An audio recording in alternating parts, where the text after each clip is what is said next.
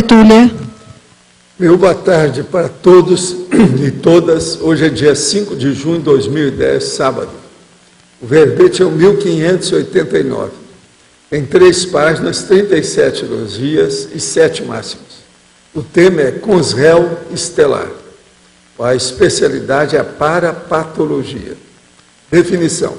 A Consréu estelar é a consciência reurbanizada e ressomada, até com alguma liderança pessoal, mas ainda vítima dos próprios excessos anticosmoéticos e antifraternos na vida humana, intrafísica, ordinária da atualidade.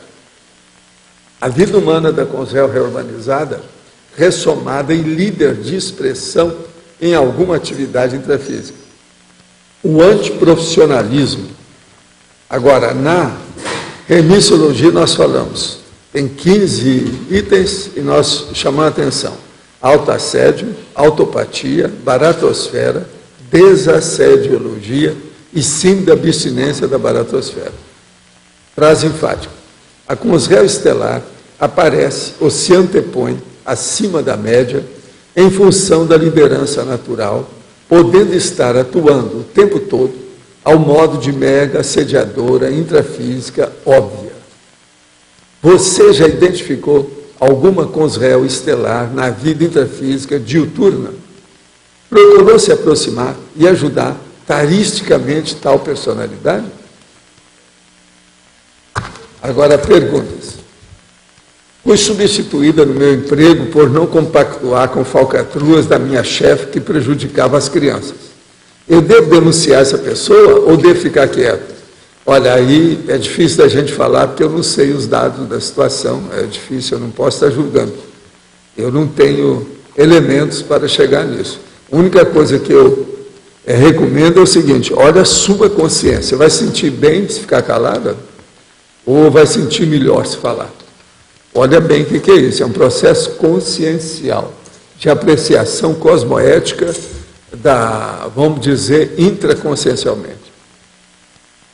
É cosmoético aplicar a técnica do orgasmo no livro 700 experimentos, na dupla, a esposa, sem que a mesma saiba, porque ela pensa que é dominante, mas não sabe dominar a energia, diz que não faz experiência, pois não acredita em nada. Só por ter medo, posso encontrar uma condição de saciedade sexual. Olha, você pode fazer sim, qual é o problema? O orgasmo é uma coisa positiva, não é negativa. Se fosse uma coisa negativa, mas não é. Vai em frente e vê o que acontece. Agora, ó, sem a anuência da companheira, vai ser difícil fazer esse orgasmo. Se você fizer, você é fora de série. Não é fácil. Quase sempre precisa de ter uma passividade, pelo menos uma passividade ativa da companheira. O senhor conhece o trabalho do físico quântico Amit Goswami? O que o senhor acha da teoria dele de que a consciência é que cria o universo? Olha aqui. A consciência, igual eu, você ou ele, criar o universo, isso é balela, besteira. Agora, que tem uma inteligência que criou isso tudo, é lógico que tem. Agora, isso aí eu não conheço nada desse cara. Já ouvi falar muito, mas não conheço. Não tenho competência para falar dele. Mas só isso de falar que é a consciência que cria, o que ele quer dizer com isso? É a consciência dele, a sua, a minha? Nós é que criamos? E a vovozinha, vai bem? Quanto tempo a consciência leva para chegar à fase humana? Ah, eu desejaria saber. Parece que tem gente que anda mais depressa. Por exemplo, o Arlindar deve ter andado rápido com isso. Mas tem outros que demoraram mais. Cadê o nosso amigo? Não está aí hoje? Não, é o outro, o seu companheiro. Ele não está aí. Senão eu ia perguntar, né? Quanto tempo? Uma coisa só eu digo, deve ser alguns bilhões de anos, do jeito que nós temos por aqui. Bilhões. Bilhões de anos, no mínimo, deve ser. Sou uma pessoa muito tímida, covarde, pusilânime. Sofri muito com isso na infância e na adolescência e sempre procurei uma solução através dos livros publicados na Socin sobre autoestima, autoconfiança, mas nunca consegui mudar nenhum traço meu. Hoje tenho 30 anos. Tenho uma certa percepção energética, consigo sentir o EV e outras manobras energéticas, mas tenho muito medo de sair do corpo. Tem até medo do escuro. E disseram que na conscienciologia, que eu deveria abandonar essas técnicas da Socin para vencer meus trafares e me concentrar em trabalhar a energia e desenvolver meu parapsiquismo, que então eu encontraria minha coragem e reconheceria meu valor. Apesar de reconhecer que preciso melhorar meu parapsiquismo para enfrentar esses meus trafares, são eles próprios que me impedem de dar continuidade a meu medo, que é paralisante. Como passar por esse gargalo o desenvolvimento do parapsiquismo? Na minha terra existe um nome para isso. Você me perdoa falar, mas eu sou uma espécie assim de seu bisavô. Eu chamo a atenção para o rosto, que eu faço assim, ó. Isso significa que falta vergonha na sua cara. Qual que é a vergonha na sua cara? A sua é a pior que tem. Ou seja, você tem medo do ridículo. Seja ridícula, erre para você poder aprender a acertar. Não tenha medo de nada. Do chão não passa. Outra coisa, a consciência não morre. Tá certo? A gente desativa o corpo. Então você vai ter medo de quê? Outra coisa, é muito estranho você falar tanto em medo e você não falou na síndrome do pânico. Você tem síndrome do pânico? Se tem, é um caso para estudar mais. Precisa de ir ao psicólogo especializado para estudar você. Que aí já é outra coisa. É muito estranho falar isso tudo aqui, que é tímida. Ela mesma está falando que é tímida, covarde, pusilânime. Será que tem síndrome do pânico? Vamos examinar isso aí. Agora veja, se você já sabe o que é o EV, ergue esse EV e vá em frente. Tenha confiança no seu pulso, na sua vontade, para você ampliar a sua autossuficiência. Isso é que você precisa. Agora, ó, possivelmente você é assim por ter recebido repressão na sua casa. Foi seu pai? Foi sua mãe? Foi os dois? Foi algum parente? Foi alguém que cuidava de você? O que é que foi? Houve algum trauma na infância? Houve, por exemplo, processo de assédio sexual na infância? Tem muita gente assim, ó, tem isso. Te de ver o seu caso com mais detalhes. Uma outra coisa, eu te aconselho ir logo e ser evoluciente na consciencioterapia. Isso vai te ajudar mais depressa. Em sinonimologia, item 5, com os réus do ranger de dentes. Tem algo a ver com pessoas que têm bruxismo? Não. Ranger de dente é aquela pessoa que fica no inferno, rangendo os dentes, sofrimento e dor eterna. É assim que eles falam, por isso chama ranger de dente. Você olha aqui, o negócio está, a expressão está em itálico, para chamar a atenção do ranger de dente. Se usa a função inversa, apaziguando meu emocional a partir do físico, posso vencer esse trafar? Pode. Agora, o bruxismo, tem jeito de melhorar o bruxismo hoje, tecnicamente. É bom você consultar um psicólogo especializado no assunto do bruxismo. Se é bruxismo o caso. Outra coisa, me deram aqui os dados aqui da internet sobre Lula sanciona ficha limpa. O judiciário irá decidir sobre a aplicação nas próximas eleições. Vai decidir ainda. Esse é o Brasil. Como é que o Brasil é atrasado, né? Esse judiciário nosso é uma vergonha. Já devia de fazer a lei tudo para servir para tudo, no passado, presente, futuro, no outro planeta, para todo mundo. Bola, ficha limpa. Nós estamos mexendo com criminosos. O Brasil ainda não entende o que é o processo de crime, o que é ilicitude, o que é delinquência. Por isso que eu falo tanto aqui no Law e Order. Por quê? O Brasil ainda não entende, não. A criminologia aqui, ó, o nível é mínimo. Por isso tem tanta corrupção. O povo não sabe o que é criminologia. A criminalidade, a delinquência, ilicitude. O que é contra a lei? Isso é uma vergonha, isso aqui. Mas é uma beleza. De qualquer maneira, viva o Lula. Ele acertou nessa. Sancionou sem fazer nenhum veto, sem nada. Agora, é uma vergonha. Ela pode ser aplicada à política condenada. É lógico que deve ser, porque senão que lei besta é essa? Que bobagem é essa que estão fazendo? Que é isso? Estão pensando que nós nascemos ontem? Que o povo aqui é vegetal? Que ninguém está vendo essas coisas? Que é isso? Agora, nós precisamos, com isso aqui, vamos ver se o povo estuda mais criminalidade. Criminologia. Nós precisamos disso. O povo está muito por fora da ilicitude. Precisa saber. Por isso que eu já coloquei, nós temos verbete aí, que eu falo tudo o que é. Até o roubo de gado, aqueles negócios todos. Eu fiz um monte de listagem de delinquência, para o povo saber o que é. Os golpes, só de golpe que tem no meu livro lá, é uma loucura. Ela trabalhou nisso 1 ano, eu também, para a gente chegar lá. Como é que fez? É muito trabalhar com isso aí.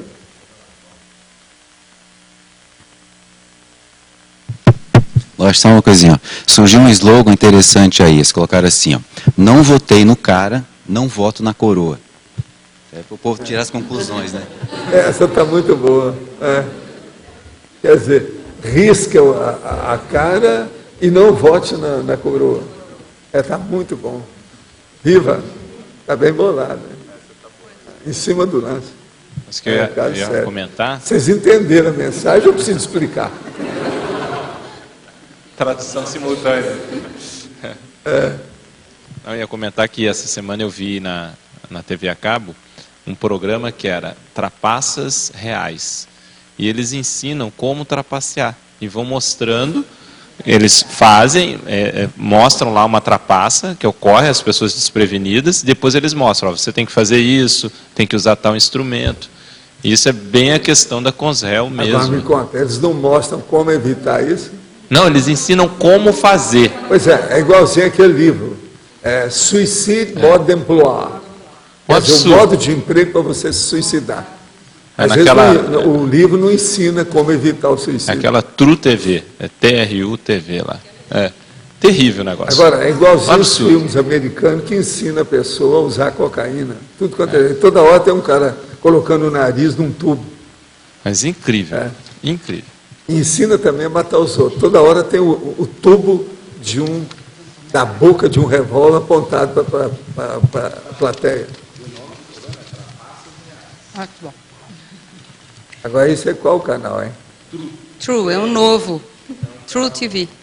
Ah, novo? Só verdade, tudo verdade. Esse deve ir longe, porque é a turma do Conselho, né? Conselho para Conselho. Quem quiser ver aí que seja Conselho, deve ver esse canal. TRUE. De Conselho para Conselho. Isso aí deve ser o subtítulo do programa. Não, é só para dizer que o verbete é o antidireito que tem essa listagem. O antidireito tem a listagem da delinquências. E tem também no meu livro lá aqueles dados sobre os detalhes dos golpismos. Essa lei aí que passou, Valdo, ela sofreu bastante atenuantes.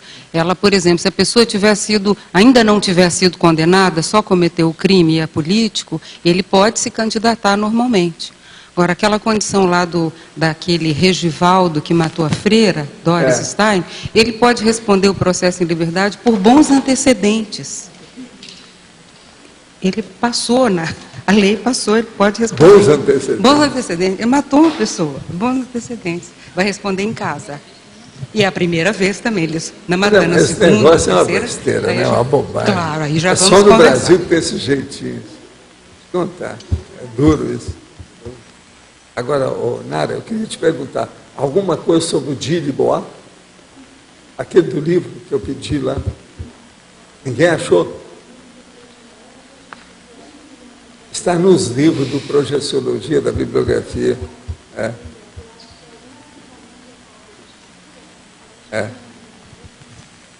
Estou procurando, são os dados do Flammarion.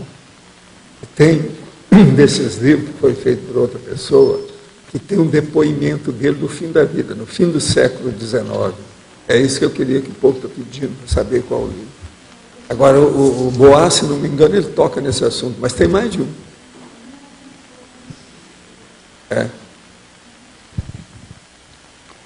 Valdo, mas então? Não, na página 15, a efeitologia. Os efeitos baratrosféricos dos acompliciamentos indiretos. Esses indiretos, você podia dar exemplo, por favor? Os acompliciamentos indiretos, né? Como é que é isso? Tudo aquilo que sai secundariamente, né? Que pega, espirra, a pessoa pega. Por exemplo, um dos acompliciamentos indiretos mais comuns que tem é o silêncio, ou vamos dizer assim, a aprovação tácita, quieta da pessoa. Isso é acompliciamento indireto. Agora, quando o Lula está sempre em cima do muro, Até a imprensa fala, não sou eu, está sempre em cima do muro. Mas isso seria também, deve ter acompliciamento no meio aí também, indireto, sei lá. Não. Mas aí, bifronte, né? mas ali não é acompliciamento no caso dele, mas quando ele, a questão do mensalão, que ele não sabia nada também, Sim. Isso aí é Mas as acompliciamento. pessoas também que não falam nada, que ficam quietas. Isso é errado. Com isso, eu já não estou falando que todo mundo deve ser delator. Não é isso. O problema é não participar, não ser conivente, não ser cúmplice, não ser comparsa do erro, da ilicitude. Isso é que é a coisa séria. Porque hoje foi falado dessa questão do diálogo aí, a questão dele. O pessoal lá que vai ficar quieto também. Ele tem um posicionamento e se cala. Né? Não, um exemplo clássico disso é o nosso presidente da República, que eu nunca viu nada. Sempre tira o corpo fora. Isso é, até um certo ponto, é também um posicionamento tácito, negativo. É acompliciamento direto. Essas coisas todas. Não, eu não vi, não sei e tal. Empurra com a barriga para manter a aura de santidade, a aura de ícone, a aura de ídolo, a aura de líder político incorrupto, que é uma loucura, né? É justamente a corrupção. Daí funcionando. Mas movimento tanto político e religioso, dos políticos e dos religiosos, tem muito disso. Né? Tem, não, mas a política é esse jogo, né?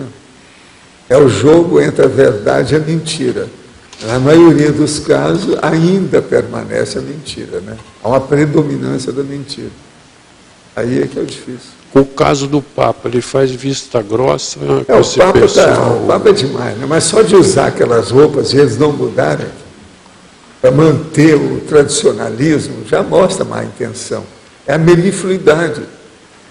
Não dá. Não, em relação aos padres pedófilos, ele põe pano quente, né? Pois é, todo não mundo. toma posição, isso é um acompliciamento. A mesma coisa é o Lula com os caras. Você apresenta um cara que matou a opção de gente para o Lula, ele abençoou o sujeito. Ele nunca vai mostrar nada, não mostrou que ele está errado, nem nada, não fala. Porque isso não pega bem. Para a pessoa ser santo, a hagiografia, a santificação, a soteriologia, é tudo isso. Em Cuba, ele foi para Cuba e fez isso lá. Tem um prisioneiro lá que estava em greve de fome, ele criticou o prisioneiro, ele não criticou o Fidel. O líder desse país é isso aí. É o jeitinho que ele arranjou. É a vida. Agora, Rosa, o que você quer? É na página 15, na interaciologia. Queria saber, toda distorção da realidade, ela tem, em algum nível, um índice de amoralidade? Sempre? Como assim? Porque aqui está falando assim, ó, a interação patológica... Amoralidade, distorção da realidade. Isso. O que você quer? Eu entendo que tem essa interação. Agora, eu queria saber se em toda distorção da realidade tem, em algum nível, a moralidade mesmo. Ou se pode ter outro tipo... Olha, a amoralidade e ilicitude e delinquência é mais ou menos a mesma coisa, né? Isso aí, em uma boa parte dos contingenciamentos, tudo isso é um sinônimo, né?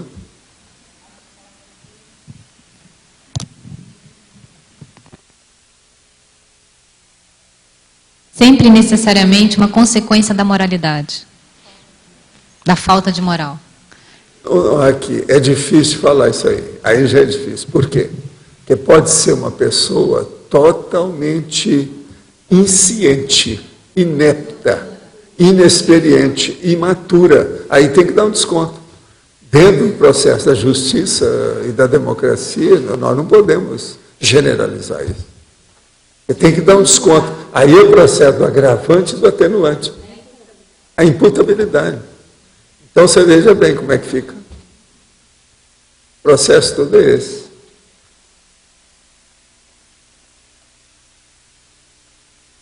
A palavra é feia, mas existe gentes que são imputáveis.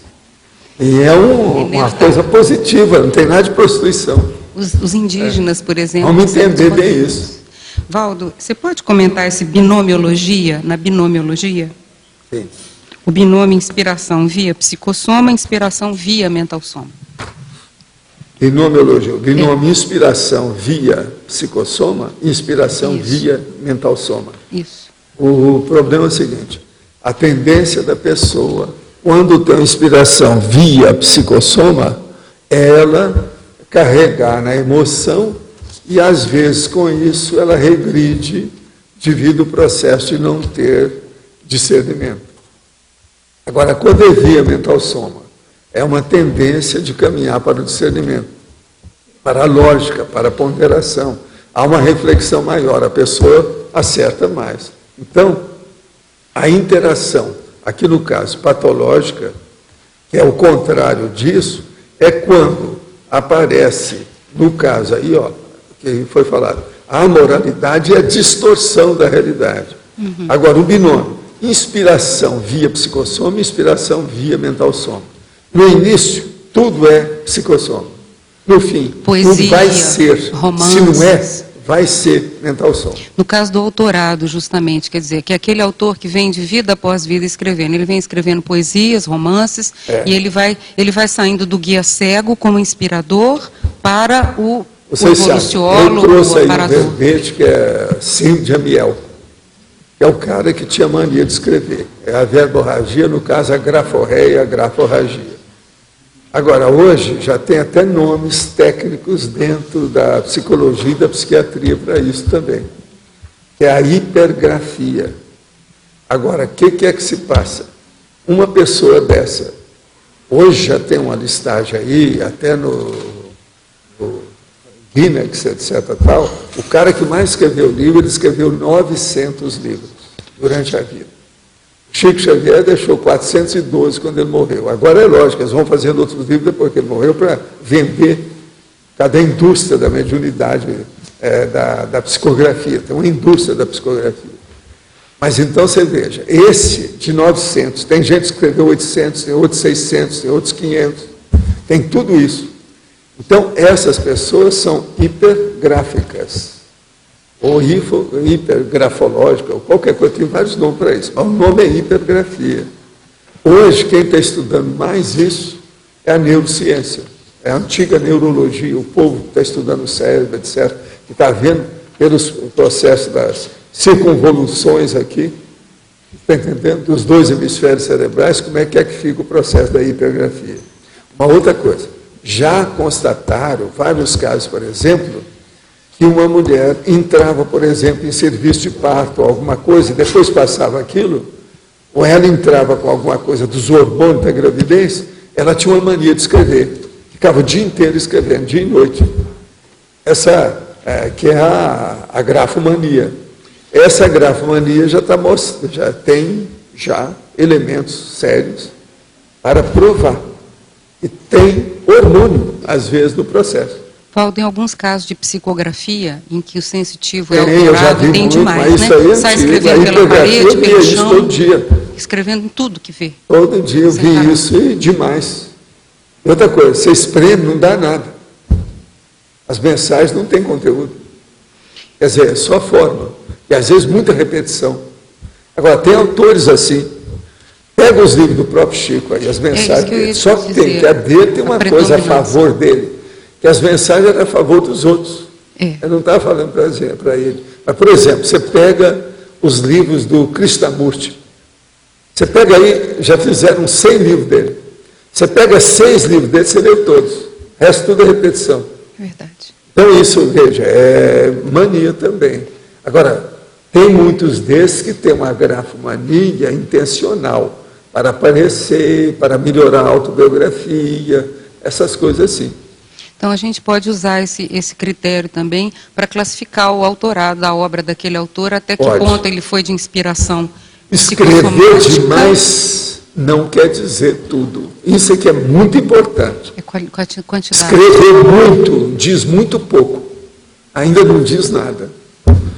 Então, ter muito livro publicado não quer dizer muita coisa, conteúdo. Não. Agora, é fácil de ver isso. Tem muitos autores que estão escrevendo sobre isso. Eu posso trazer uma hora aqui uns dados do SCLEAR, que andou fazendo até um Seria artigo bom. sobre isso recentemente, lá no Mente e Cérebro. Você já leu? Uhum. Pois é. Mas você está vendo aí o dele? Pois é. Agora veja aí e lê aí a parte das pessoas que ele falou, que são autores. Começa com um de 900 livros. Quer ver? Lê aí. Ele mesmo fala nisso. Lê tudo aí para o povo ver como é que é isso. É bom ver a hipergrafia. Ele foi a lista dos autores mais produtivos do mundo, inclui nomes absolutamente desconhecidos para a maioria dos leitores, como da sul-africana Mary Faulkner. Não sei se é assim que fala, Faulkner, né? Essa é a mais falada. Que, diferente daquele outro, o William, não ganhou o Nobel, mas está em primeiro lugar na lista de recordes do Guinness, como autora de 904 livros. 904 livros, vocês estão entendendo? Depois tem uma Laura Payne, autor de 850 publicações. Aí tem outro nome aqui, Prentice Ingman, que publicou 600 obras, e assim vai. E por aí vai, e assim vai. Tem outros Agora, de 200 aí que ele tá e de falando 500. desse processo da hipergrafia. Isso, o título é esse, Porque A Incurável ele tá Doença da escrevendo Escrita. mente, sério, essa turma estuda muito isso. Estuda neurociências. Exatamente. Tem a hipergrafia que eu não estou vendo. Tem um lugar aí que também ele deve estar falando. A hipergrafia é o termo médico para descrever essa situação, conhecida há muito tempo. Por aí vocês veem como é que é a situação. A gente tem que ver tudo em matéria de escrita para ver o conteúdo, a qualidade que está escrevendo. Escrever demais não quer dizer nada. Temos que ver a qualidade. Olha bem isso. A situação é essa. Valdo, Pode falar, qual que pode ser a repercussão no autorrevezamento da pessoa ter escrito demais? Por exemplo, você lê um filósofo antigo, um autor do passado, e você vê que mói, espreme, não sai muita coisa. Que tipo de repercussão fica para as outras vidas? Não, aquilo que tem conteúdo fica no tempo. Aquilo que não tem, desaparece. Só a forma não mantém as coisas, não. É preciso ter conteúdo, ter informação, senão não vai. Lógico, seria bom eu falar que hoje eu perguntei para o Flávio, Flávio, você participou dessa reunião aí de debate da PEC? Eu participei. E como é que tem? Você participa da outra também. Agora eu perguntei para ele, em alguma dessa reunião, alguém saiu de ambulância? Ele falou que não. Ele falou assim, então, seus debates estão muito frágeis, muito fracos. Se de ter alguém que tenha saído de ambulância, para a gente ver o nível que chegou.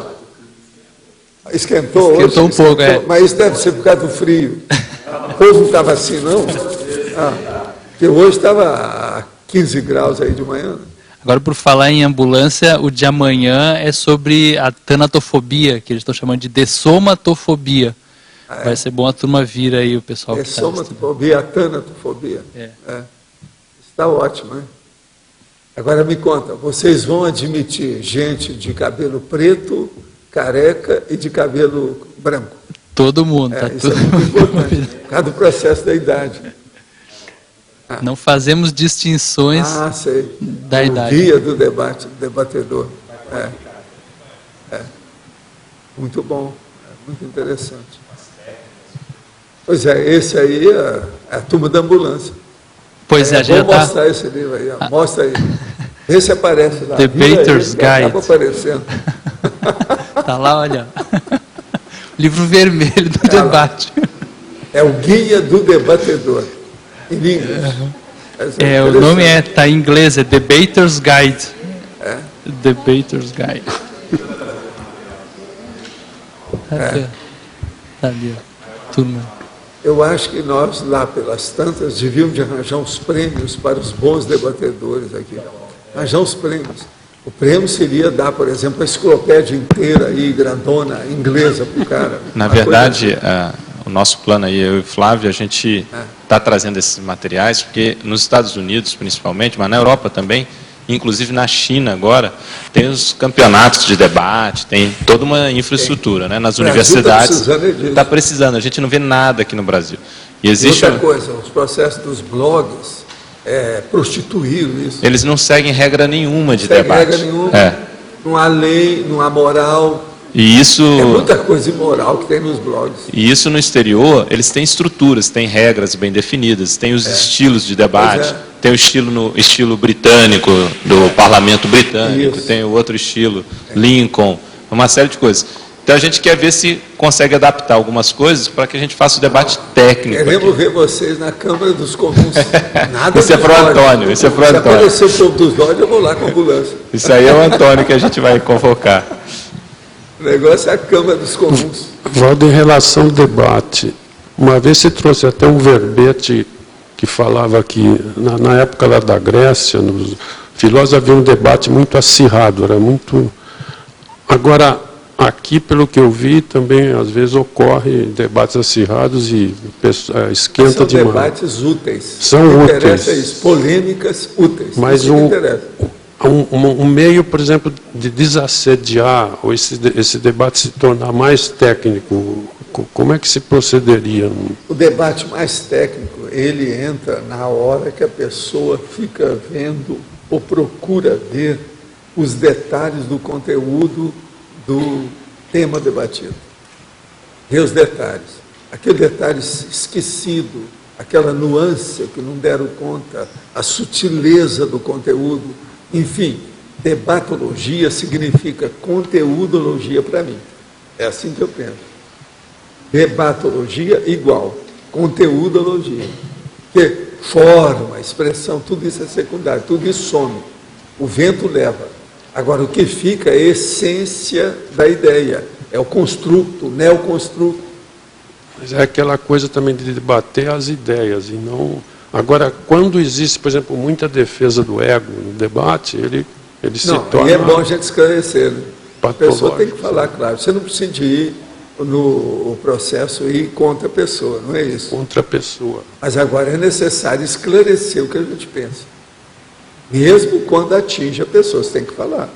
Não, porque existe eu uma acho coisa que aí o meu caro, né, eminentíssimo, arranja as coisas lá do Sócrates, do jurisconsulto, coloca tudo na frente e fala, eu não estou de acordo com você, porque parece que há uma espécie assim de exaltação do seu ego.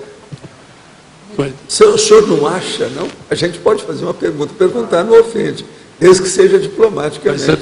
Mas também o debate, para ele melhorar, tem que debater sempre. Agora, eu vejo aqueles debates, por exemplo, no caso jurídico, que o debate fica acalorado, daí sai lá o promotor, o advogado, um batendo na costa do outro, tudo numa boa, mas assim mesmo às vezes... O Henrico Ferrer, tem muita coisa dele aí, um livrinho desse tamanho, tem um monte de coisa dele, como é que a gente deve fazer. O homem era genial, matéria de defesa. Agora, as expressões deles também, eu acho que a turma de vocês de direito devia de anotar e falar de vez em quando. Tem umas que vale a pena ver. Vamos dizer assim, tudo aquilo que ele faz, sabe, nos meandros da inteligência dele. Ele é impressionante. Ele fala, por exemplo, assim, a causa indiciária, quer dizer, aquela que é feita apenas por indícios, é como um calabre, como uma corda, o que basta desfiar e partir cada fio, para que não reste a menor consistência contra o acusado. Olha, ele explicou tudo na base da corda, em poucas palavras. Agora, outra coisa, quer ver? O acusado de um crime técnico arrisca-se a negativas parciais e a parciais confissões, mas não adota uma linha clara de direita.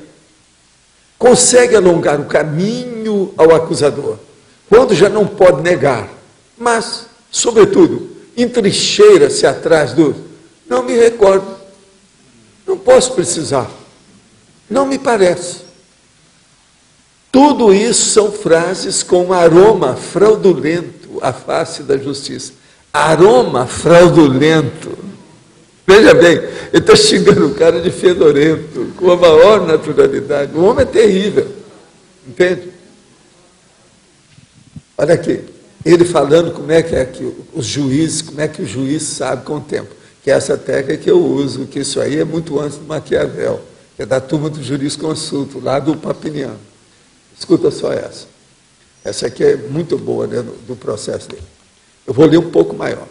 Justamente porque tratamos de um crime técnico-intelectual, se não totalmente inteligente, os réus têm tido um comportamento processual que, por si só, dá ao juiz aquela série de impressões pelas quais a conduta do inocente transpira de todos os poros, ao passo que a conduta cautelosa do culpado, que receia comprometer-se com uma afirmação ou uma negação, dá imediatamente ao juiz uma impressão diversa.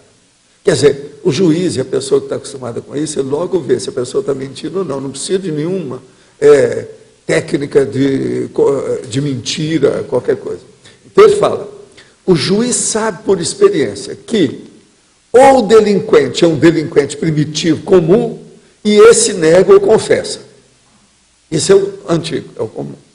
E o juiz sabe também, por experiência, que se o acusado está inocente, do princípio ao fim diz tudo o que sabe, francamente, mesmo as circunstâncias que aparentemente o podem prejudicar ou que podem vir a ser contraditadas, porque se recorda mal delas, mas diz tudo, e imediatamente, sem arquitetar, fim da instrução, uma defesa com documentos, equipe e testemunha complacente. Vocês estão entendendo? Isso, todo advogado devia saber disso aqui. Eu acho que isso aqui, uma vez eu falei isso lá em Uberaba, lá para o doutor Medina, na época era o diretor, que era uma cabeça, né? Falei assim, ó, eu acho que isso aqui devia de colocar lá, que o juiz sabe quem é inocente e quem é réu, quem está mal intencionado. Pelo menos na aparência assim, de início, ele já sabe de tudo isso. Agora, ele aqui está colocando nome aos bois direitinho. Você vê, é de uma lógica isso aqui, terrível. Isso é consciência-terapia da boa, né? Agora, ó, ele fala aqui, ó, que o mais importante é a espinha dorsal do raciocínio. Entende? A espinha dorsal do raciocínio. Outra coisa, ele também fala aqui, faz os estudos hoje, essas coisas de vida, porque ele está falando um negócio técnico. Vocês têm que lembrar, isso aqui é de 1922, quer dizer, tem 90 anos. Não se pode condenar por homicídio sem existir o cadáver. Isso é uma das coisas sérias. Isso o Lloyd Ward vive falando lá também. Tem que aparecer o negócio. Porque senão você vai acusar. Eu acuso você porque você matou 5 faz 1.800 anos. Eu lembro disso.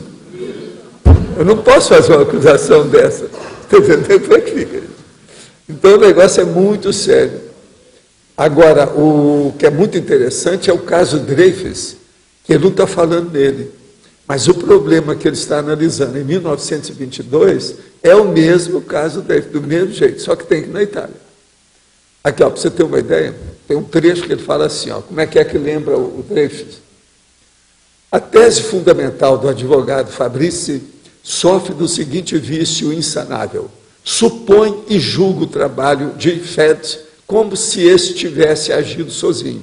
E por isso, a sua tese fundamental de que a conduta de Fed, antes, durante e depois da burla e falsificação, que foi o processo lá do affaire Dreyfus. Entende? Foi uma conduta normal, não tem eficácia persuasiva, probatória.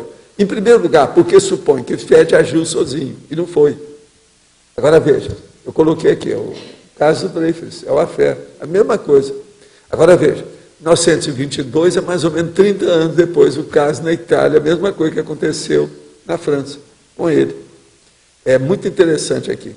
Outra coisa, isso que nós chamamos hoje de jogo de cartas marcadas, ele chama de truque preparado. Já usava isso, hein? Faz 90 anos que o homem já usava isso. Outra coisa, ele fala no magistrado integérrimo, que é a técnica da época, integérrimo. E fala também dos dardos acusadores. Agora, lá pelas tantas, ele faz enumeração de 7. Esse homem é muito bom, ele não é bobo. Está falando aqui uma figura interessante, robusta e sólida, direita e inflexível, aguda e circunspecta. O cara não é bobo. Para fazer aquilo que eu falei, o cara que fazia numerologia horizontal e com lógica, sem cansar o leitor, não é fácil. Agora, outra coisa também, existe uma expressão hoje moderna, que a antiga aqui é diferente. essa de ganho fácil, não é isso que o povo fala?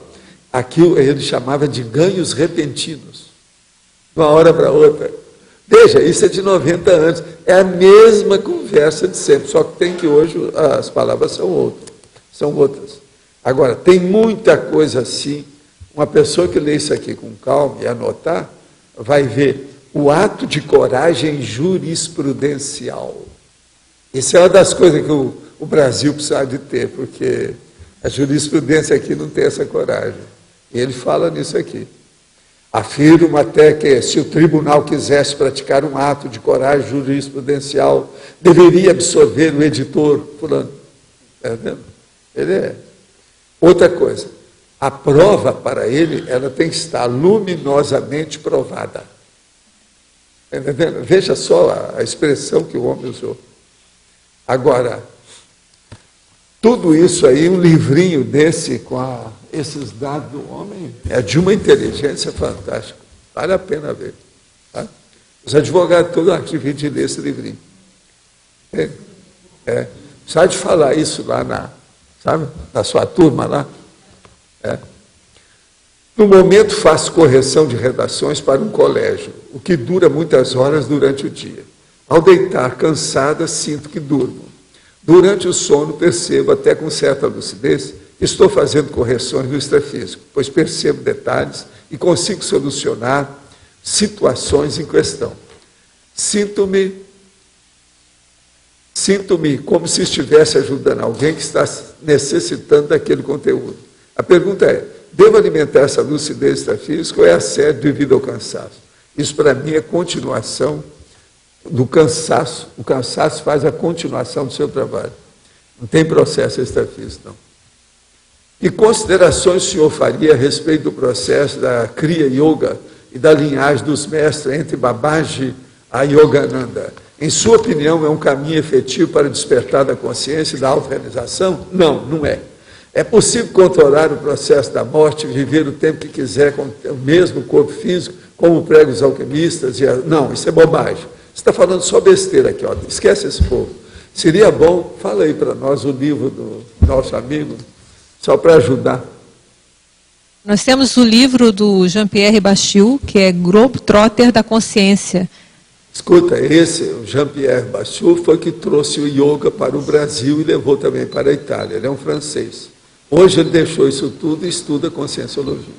O livro acho que é da Yoga, Conscienciologia também é a continuação. Você consegue esse livro no site do Shopcons, que você vê o link em nossos livros no nosso site, e tem o telefone da livraria também, Epígrafe, que é 35 25 0867, 45, que é Foz do Iguaçu, então 35 25 0867. Em seu livro póstumo, Human Personality and the Survival of Bodily Death, de 1903, o maior teórico da Society for Psycho Research, o Frederick Myers, descartou a reencarnação como sendo uma ideia para a qual não existiam provas válidas presentemente, o que fez com que as investigações sobre a ressoma tivessem o título de baixa prioridade na SPA.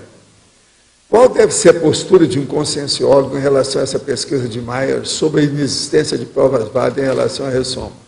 Ele era muito enrolado com os processos ingleses. E eles não saem disso. Todos eles, a pergunta é o seguinte, aonde estão as evidências?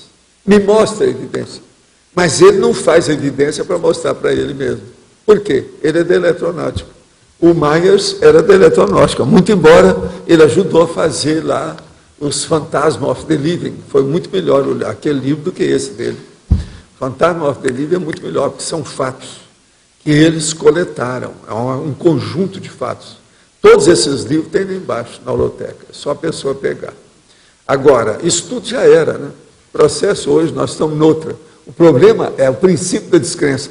Faça a sua experiência, que você vai ver se a reencarnação existe ou não. O problema é seu.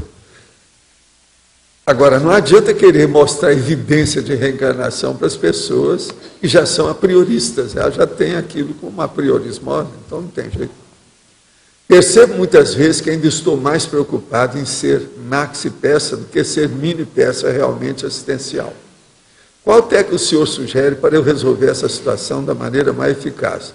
Esse problema também pode ocorrer com o IC? Pode. Agora, ó, é a segunda vez que eu falo hoje. O problema é esse aqui, ó, vergonha na cara. Uma pessoa que é maxi-peça dentro do mini mecanismo é falta de vergonha na cara, né? Ela não raciocina sobre cosmoética.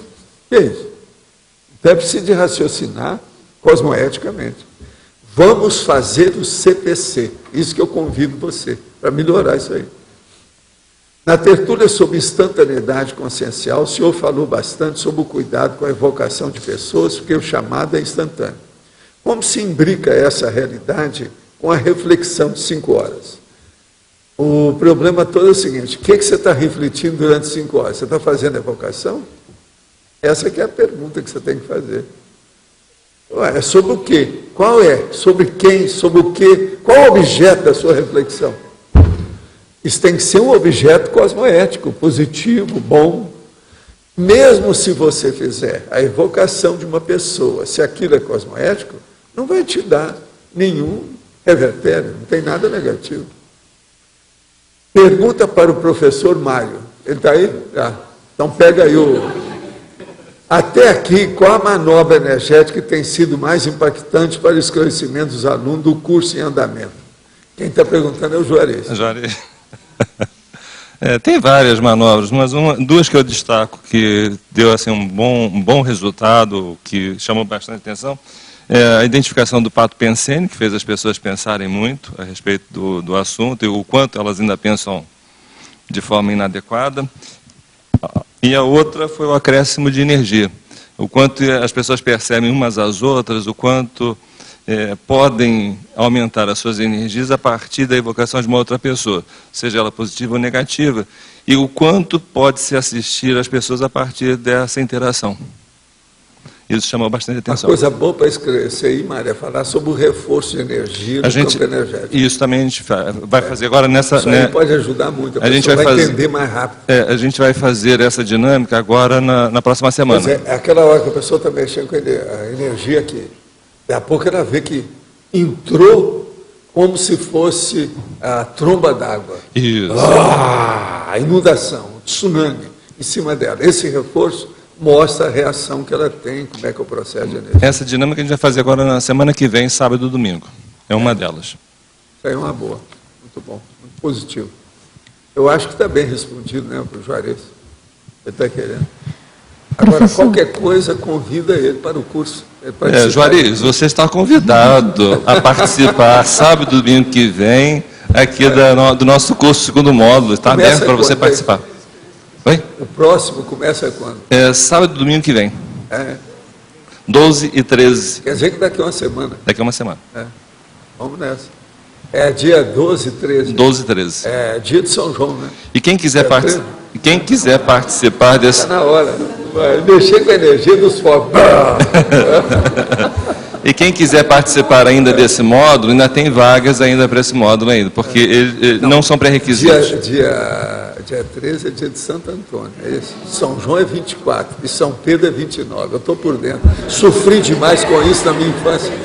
Eles colocar aqueles negócios de limão para cima com a cara do santo em cima do poste nas casas e vinha pedir as coisas.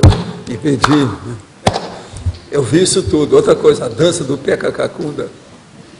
Não é fácil. Eu vi isso tudo na minha infância. Eu nunca pude esquecer. 13, 24 e 29 de junho. É isso aí. É a vida. Professor? Quinta também é feriado, né? Aniversário aqui, né? Nossa. Nós estamos no meio. Você sabe, mas também aqui nós estamos no meio de tudo quanto é santo. Tem um monte de cidade aqui com o nome de santo, né, no Paraná. O negócio é sério. Inclusive tem a Medianeira da Sicília. Negócio sério. Professor, sim. Aqui no A. Aqui. Como é que começa o ciclo aqui na ciclologia, né, página 15? O ciclo de reeducação das condutas pessoais no caso da consciência estelar. O que é que você está falando? Como é que começa? Assim, quando que ela se dá conta para esse ciclo de reeducação? Ao ciclo? Isso. Ciclo de reeducação das condutas pessoais. Isso. O problema é o seguinte, ela começa na hora que ela começa a ver as coisas da conscienciologia. O que é que está mexendo para ela fazer a reciclagem? Isso começa a reeducação dela. Como é que ela faz? Sobre isso, sobre aquilo, processo de energia, de parapsiquismo, a conduta na sociedade. Às vezes a pessoa chega aqui e até muda de profissão. Tem um monte de gente que era belicista. Quando chegou aqui, mudou a profissão. Tem outro que tinha aí algumas coisas que era cabide de emprego. Chegou aqui também mudou, porque uma pessoa que fica com uma opção de cabide de emprego é um pouco esquisito também, né? Como é que é isso? Principalmente se tem emprego com o governo, etc. Tal. Isso aí é meio esquisitinho.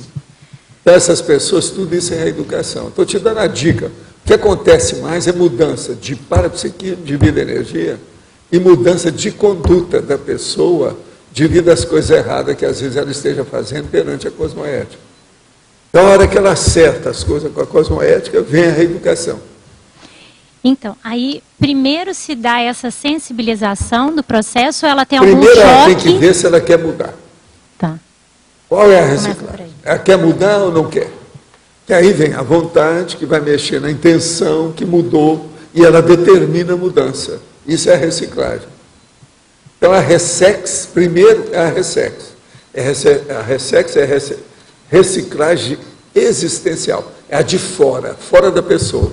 Agora, lá no fim, depois de muito tempo, ela vai fazer a reciclagem intraconsciencial, que é o efeito, ou os efeitos daquela reciclagem externa. Vem mexer no meio dela. Entende? No micro-universo consciencial. O ciclo é mais ou menos por aí. Primeiro é ressex, depois recim. De modo geral é isso. Quem é que está aí com... É você? Fala. Eu queria saber a segunda pergunta. Procurou se aproximar e ajudar taristicamente tal personalidade? Quer dizer, com os réus estelar.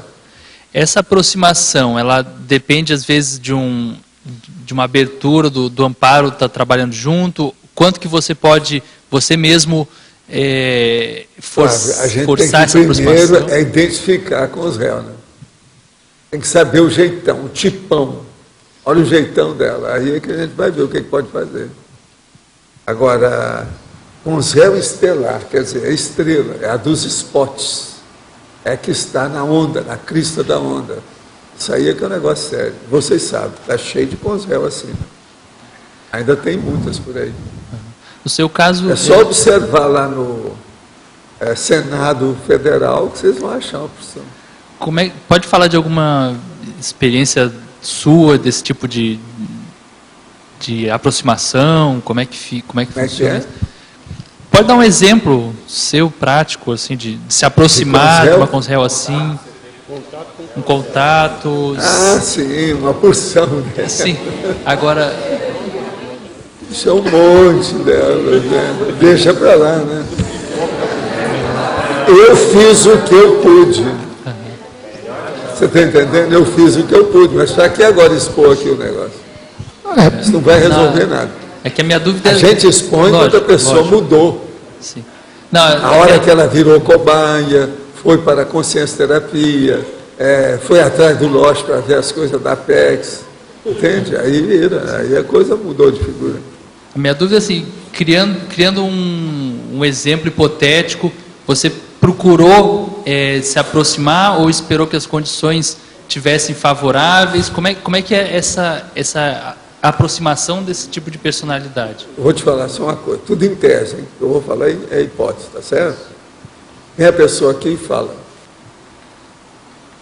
a minha irmã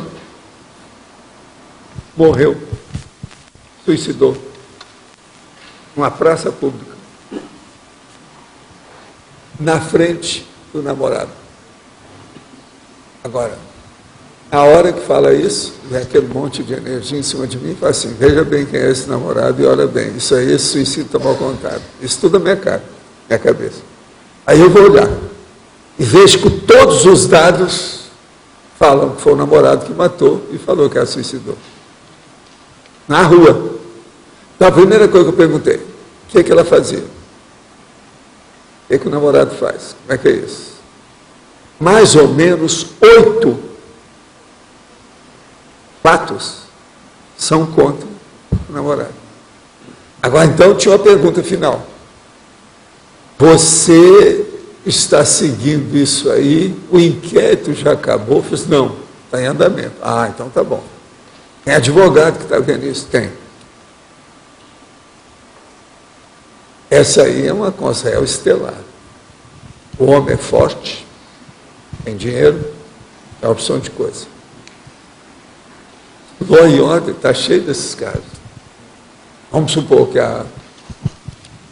que foi lá, a suicidada, estava estudando os negócios, viu coisa errada, ia falar sobre aquilo, ela acabou com ela. Tema de arquivo. Isso é conselho estelar. Agora veja, eu vou seguir um caso igual esse, agora recente, para ver como é que está a justiça do Brasil.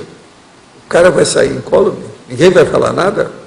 Agora, o melhor da história. A hora que eu falei isso pelo lado pior, que era a pessoa que veio me falar não falou nada. Ela falou assim, ó, você é o segundo que fala. Alguém já me falou isso também. E as coisas estão tão óbvias. Vamos ver se a polícia do Brasil está boa nisso aí. Agora, isso é conselho estelar, porque tem força perante a lei, perante a sociedade, aparece, domina, mata, manda matar e fica do mesmo jeito. Entende? É o Senado Federal, é o Lula, é Jundiaí, ao caso Jundiaí, é que dá. Você quer mais aquele? Jundiaí a gente pode falar, porque isso está nos jornais. Quem é que são as conselhos estelares lá? É do PT. Pois é, não, mas esse foi a vítima. Né? O caso Celso Daniel, ali tem conselho estelar. Tá certo? Professor. Nesse caso, ou em casos semelhantes, não tem muito que a gente possa fazer, que pensar positivo. Como é essa aproximação que eu digo, ela tem um certo limite? Como é que é isso? Não, cada coisa você tem que ter muita certeza, ou todos os fatos fazer uma convergência para o processo. Não adianta. Um pequeno indício não quer dizer nada. Né? Tem que ter mais. Tem que ter substância, tem que ter consistência. Que é meter a mão no vespeiro, né? Você tem que saber... Tem que saber. Se você agora, é há casos que não tem saída. Agora, por exemplo, eu também não posso afirmar e assinar embaixo uma coisa que eu não vi, né? Me dê os autos do inquérito aí do caso, que eu vou te falar o que é que eu acho. Valdo, aquele caso, quando a gente foi divulgar o primeiro congresso de projeciologia, no Jornal do Brasil, e o presidente nos recebeu numa sala preta, de terno preto, com uma mesa de granito preta, nós entregamos os livros, e quando nós saímos, ele chamou a secretária e pediu para jogar no lixo. Eu e a Simone. Aquele homem de 2 metros de altura, aquela figuraça daquela família lá, tradicionalíssima, né? Que era o presidente.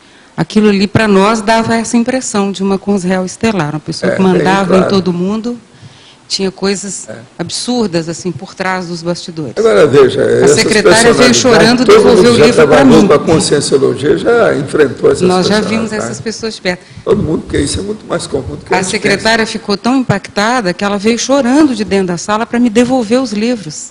Ela falou, eu tenho pena de fazer isso, eu não vou fazer isso. A Simone saiu enfurecida da sala do homem, e nós fomos levados pela secretária até a porta, gentilmente enxotados.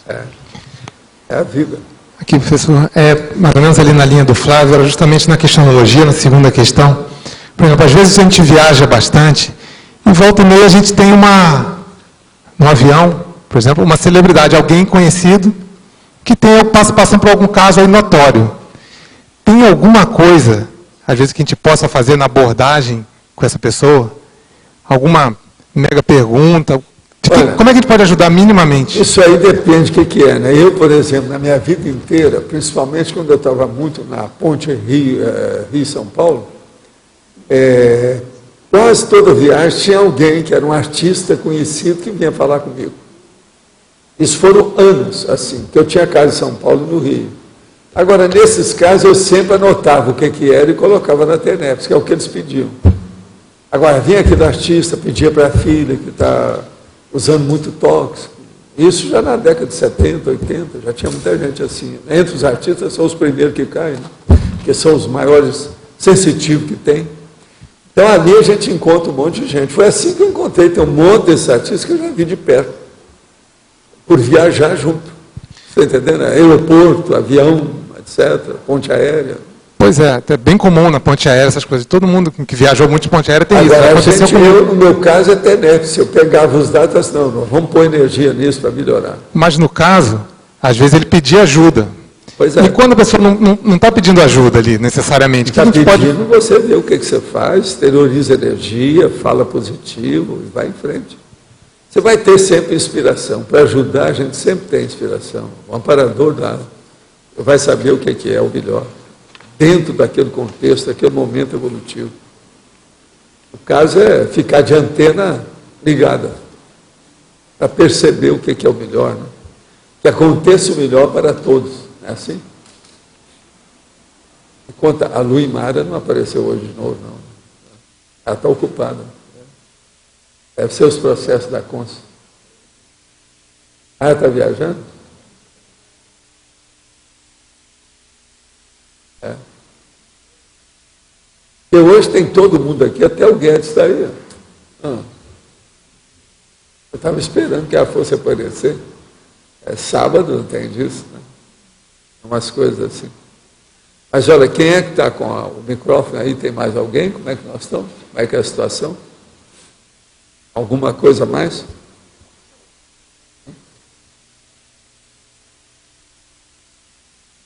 Puxa, dessa vez está longe o microfone, né?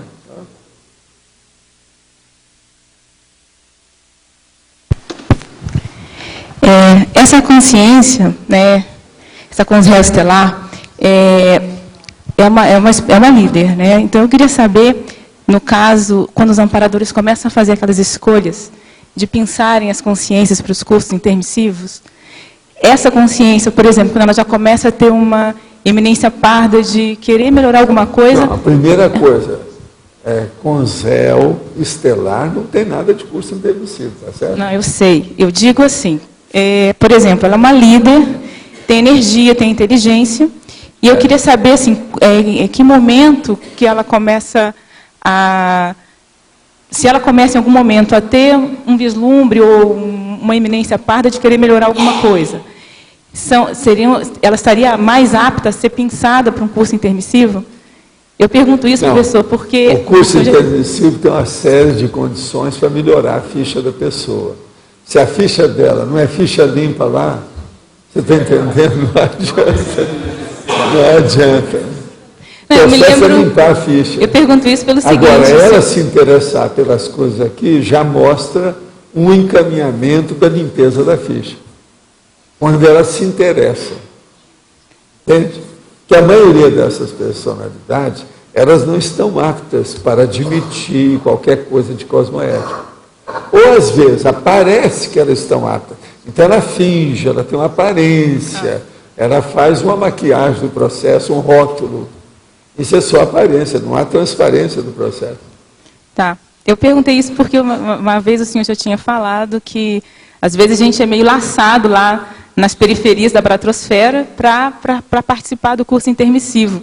Sim. Então, ainda não é sim, esse... mas são pessoas que estão, pelo menos, de vez. Mas o verdolengo mesmo não aparece, não. Ou está maduro ou está de vez. Agora, o verdolengo não, ainda tem que passar, entende? Pela fase, né? Ficar mais ou menos, até chegar na condição mesmo. Esse perfil adequada. aqui de consciência, ela está mais para psicopatia? Não, tudo é psicopata. É psicopatia e o processo é novolográfico, né? A parapatologia. Uma outra coisa também, Valesca, muito sério para a gente pensar. Se você pegar uma consciência dessa e levar para o curso intermissivo, ela não vai querer ficar lá. Ela não vai se sentir bem lá. O ambiente não é favorável a ela. Entendeu? Ela se sente como um corpo estranho. É um peixe fora d'água. Aquilo não é lugar para ela. Ela não vai se sentir bem. Então, não adianta forçar a barra com ninguém. Entende? Se a pessoa não está apta, não adianta. Por isso que eu falo, nós temos que fazer aqui, é falar para os intermissivistas. O resto a gente esquece. Agora, ó, a minha vida, eu fiz muito disso. Eu comecei a minha vida fazendo a TACOM. Tratando de analfabeto, despossuído, cada um pior do que o outro. Para, no fim, eu poder fazer a TARES. Então, com isso, eu tenho uma ficha que me fala a meu favor. Eu já fiz muita assistência em matéria de TACOM. Eu agora posso falar em TARES. Ninguém pode reclamar de mim, qualquer coisa nesse sentido. Por muitos anos de TACOM. Você entendeu o que eu quero dizer? Então, com isso, aqueles que queriam mudar, que passaram na minha frente, ouviram a minha mensagem. Alguns seguiram, outros não. Você está entendendo? É a vida. Todo mundo é assim. Quer dizer, nesse caso, essa consciência ainda tem que ficar um bom tempo, de certa forma, recebendo os dividendos agora, das você sabe, ações. Bom tempo, isso quer dizer, depende, é lógico. Uma expressão mas ainda está um pouco longe, né? Esse bom tempo seria quanto? 1 milênio? 2 séculos, 5 séculos? Ninguém sabe, cada um tem o seu. Agora, o que se passa? Tem o período da recomposição aí da intervisão grupo kármica. Como é isso que eu estou falando. Ela tem que se mexer, o problema é dela. Tem uns que se recuperam mais rápido, outros demoram mais. Então... Quer dizer, nesse período aí, se ela começa a ter um pouco mais de consciência... Já... Agora, recentemente, me falou uma coisa até interessante. Ela falou o seguinte, sabe, eu demorei muito tempo a querer fazer renovação. Agora, só comecei a fazer reciclagem mesmo para valer comigo, com a minha vida, minhas correlações evolutivas, isso a pessoa falando para mim, a consciência. Quando eu me senti isolada, quer dizer, ela começou a deixar todo mundo foi passando na frente, ela foi ficando para trás. Daí a pouco ela estava lá, quando eu olhei, parecia que eu era a bandeirinha do fim. Você está entendendo? Aquela situação que não me senti, mas não, eu devo ter errado, porque todo mundo seguiu. Então, a pessoa falou que um dia ela foi procurando, na lembrança dela da última vida, todo mundo com quem ela conviveu mais tempo. E ela viu que todo mundo seguiu. E ela ficou para trás. Isso deu um senhor problema. Agora veja, essa era uma senhora. Ela foi muito matriarca durante várias vidas, etc. Tal. Chegou no fim, ela estava isolada, sozinha. Quer dizer, o matriarcado dela não foi tão útil, porque senão ela não estaria sozinha. Agora veja, eu já vi várias pessoas de matriarcado, que não é matriarca, mas os elementos que estavam criando e mantendo o matriarcado, que elas falavam para mim assim, na próxima vida eu estou fora dessa, de jeito nenhum, não quero ficar aqui. Está entendendo? Então, é muita gente que está ali, tira fotografia com todo mundo, mas que não está favorável ao contexto geral.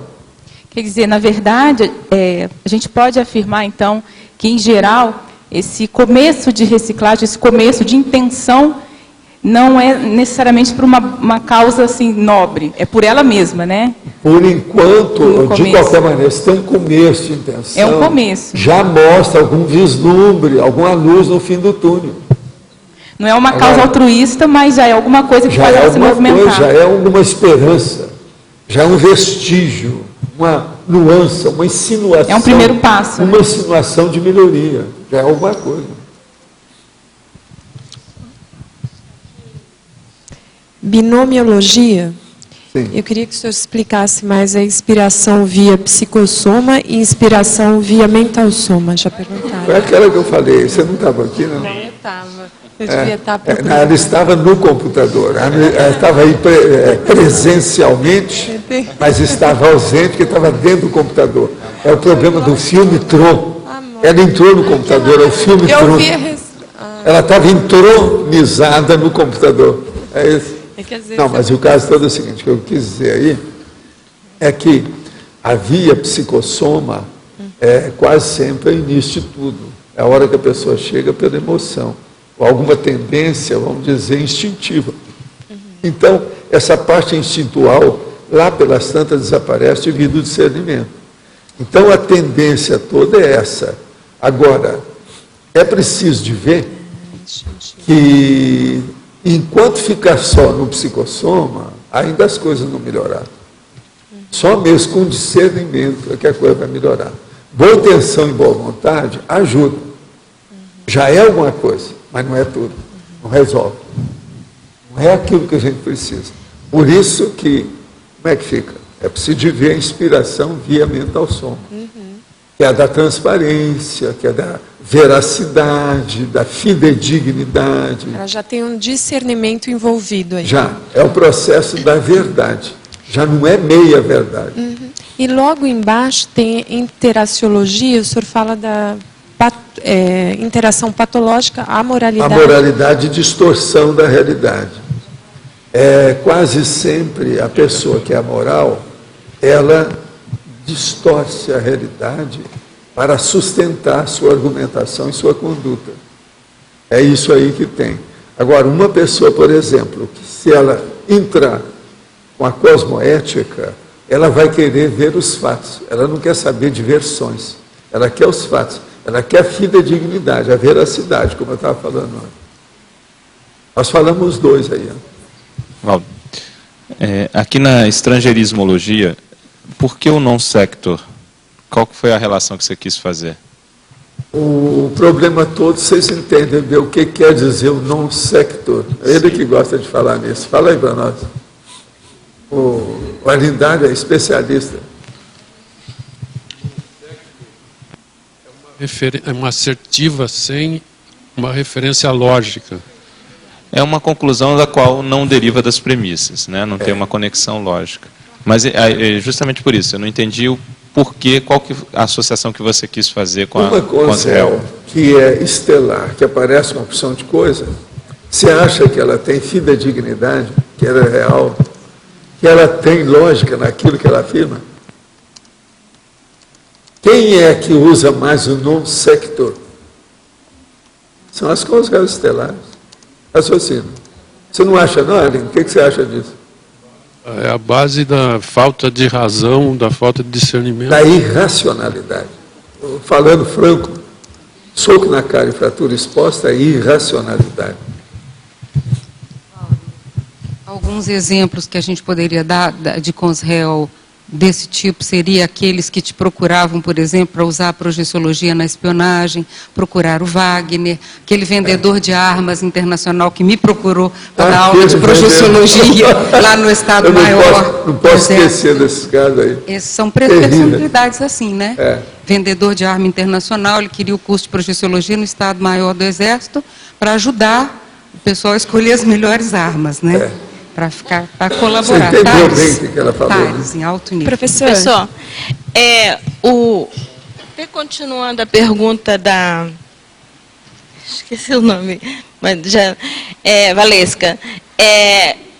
Essa Conreus estelar, ela é o sociopata, né? E... Por exemplo, estou estudando muito sobre a questão do psicopata, sociopata, lendo aquele livro, até que o senhor já mencionou aqui, Mentes Inquietas. Aquela doutora, ela fala com todas as letras. Mas tem uma coisa superior a isso. Qual é? Não é o sociopata, é o parasociopata. Lógico. Raciocina. Depois ele vai ser o parasociopata. Primeiro é a consciência, depois é que é a consciência aqui. Pois é, então ele veio, ressomou, já era anteriormente o parasociopata, vai atuar intrafisicamente como o sociopata, e o que ela coloca ali é o seguinte, que ele é frio, ele não tem emoção. Não. O sociopata não tem emoção. A minha pergunta fica o seguinte... É o caso do namorado do caso. Eu perguntei como é que ele é, se ele é frio, nem apareceu no enterro. Como ele se vai, ele nem...